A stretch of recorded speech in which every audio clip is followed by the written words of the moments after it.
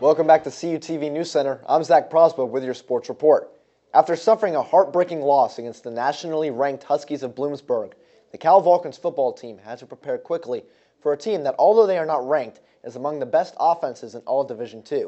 The Vulcans made the trip to Shippensburg University to take on a former PSAC West rival in the final crossover matchup in the PSAC schedule this season. And we see both teams are now You see right here, California going the all-white jerseys for the second week in a row. Terrell Roberson gets in the end zone here, tying the score at 7 after Shippensburg scored on their first drive. That would be the first of 5 consecutive scores put up by the Vulcans. The second one here, touchdown pass to Kawan Scott from James Harris. Right here, momentum really turned after Shippensburg trying to fight back. Aaron Terry recovers a fumble from Blair Brooks, the senior running back from Shippensburg. And then now you see Kawan Scott strikes again from James Harris all the way downfield, about midfield. Scott, his second touchdown of the day. He has scored in every single game so far in the season.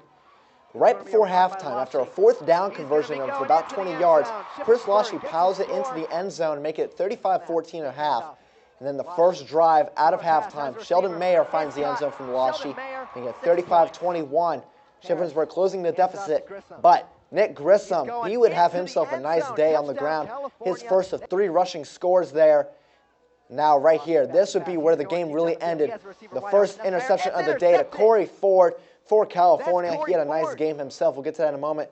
California won 56-34, and the Vulcans now post a 2-1 record on the season and also claim their first PSAC victory of the year.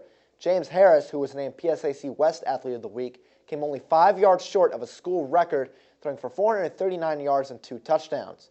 Also on the offensive end, sophomore running back Nick Grissom tallied 134 rushing yards to go along with 3 scores.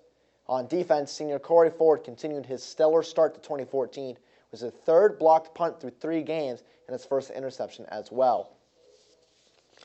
Now with PSAC crossover matchups finished and the PSAC West wide open after 3 weeks of play, the Vulcans now prepare for the PSAC West opener against the Edinboro Fighting Scots, who come into play with a record of 0-3, including 2 PSAC losses.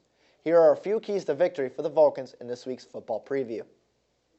For this week's upcoming matchup in Week 4 of the 2014 season, the Vulcans and the Fighting Scots of Edinboro have a few keys to victory in which they need to convert upon if they want to improve their records so far in the year.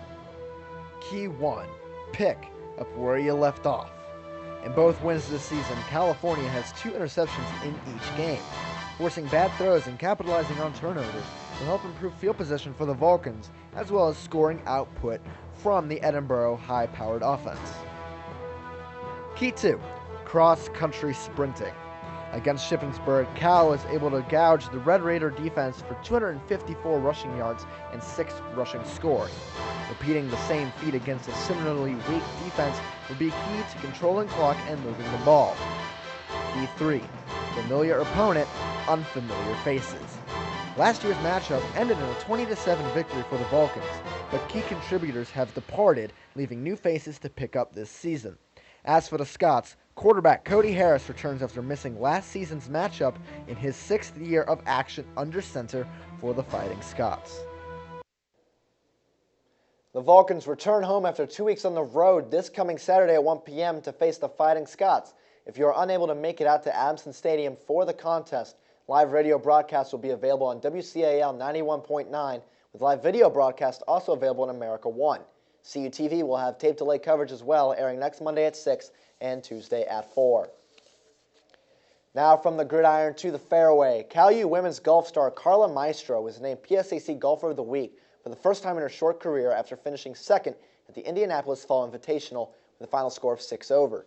A sophomore from Venezuela, Maestro also received the PSAC Golfer of the Year award as a freshman during the 2013-2014 athletic year after becoming the first Vulcan to appear in the NCAA National Championships in the individual competition.